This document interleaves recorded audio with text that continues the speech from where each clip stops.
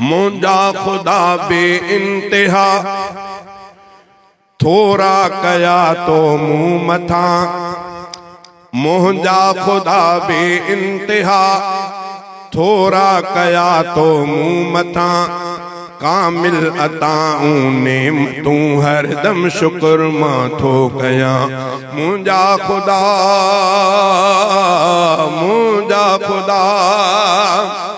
इंसान मूंखे तो कयो एजाज तो आ बख्शियो। मखलूक सारी जे मथा अशरफ बनाए खलकियो। इंसान जा रुतबा वडा, इंसान जा रुतबा वडा, रब पाक तो आला कया। जिन्नो मलक सब जे मथा उन जी फजीलत थो मञा।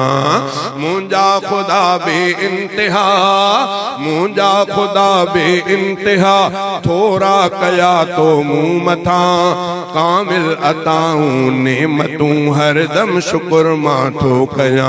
मुंजा खुदा, मुंजा खुदा तौहीद जो कलमो ॾिनो माबूद तूं ई आ सचो। तौहीद जो कलमो ॾिनो माबूद तूं ई आ सचो। ईमान जी दौलत खुदा एहसान मूं ते आ वॾो। ईमान जी दौलत खुदा एहसान मूं ते आ वॾो। थी रूह खे राहत मिले, थी रूह खे राहत मिले, रग रग ठरी फरहत मिले। थी रूह खे राहत मिले, रग रग ठरी फरहत मिले। मां शौक़ सां कलमे शहादत खे पयो बेरा ॾियां।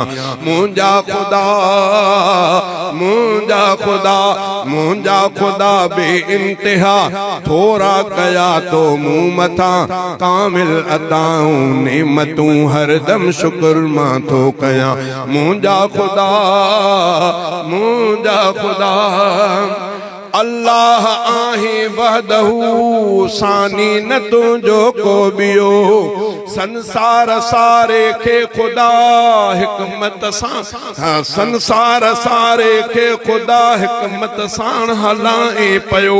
संसार सारे खे खुदा हिकमत सां हलाए पियो। हर शय खुदा धरती जबल, हर शय खुदा धरती जबल आसमान तो जोड़ियो। हर शय खुदा धरती जबल ऐं आसमान तो जोड़ियो। रज़ाक सारी ख़ल्क़ जो ॾाढी सखावत थो ॾिसां। मुंजा खुदा, मुंजा खुदा मुरसल नबीअ जो उम्मती वाखाणे आ क़ुरान में। यासीन ताहा वद्दुहा लिखियल सजण जे शान में। महबूब मुरसल जी दुआ हर मर्ज़ मोमिन लाइ शिफा। महबूब मुरसल जी दुआ हर मर्ज़ मोमिन लाइ शिफा। अगवान मुंहिंजो मुस्तफ़ा मां पैरवी उन जी कयां। मुंजा खुदा, मुंजा खुदा, मुंजा खुदा बे इंतहा थोड़ा कया तो मुंह मथा। कामिल अताऊं नेमतूं हरदम शुक्र मां थो कया। मुंजा खुदा, मुंजा खुदा ही भी खुदा शलबाज थे। ईमान सां शल मौत थे। सकरात वारे वक्त में तुंहिंजो ज़िक्र चपते हुजे।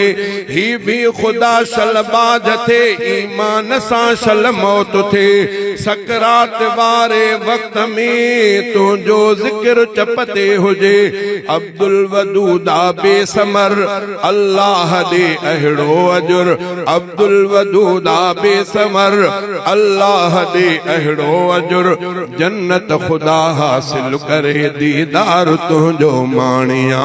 मुंजा खुदा, मुंजा खुदा, मुंजा खुदा बे इंतहा थोड़ा कया तो मुंह मथा। कामिल अताऊं नेमतूं हरदम शुक्र मां थो कया। मुंजा खुदा।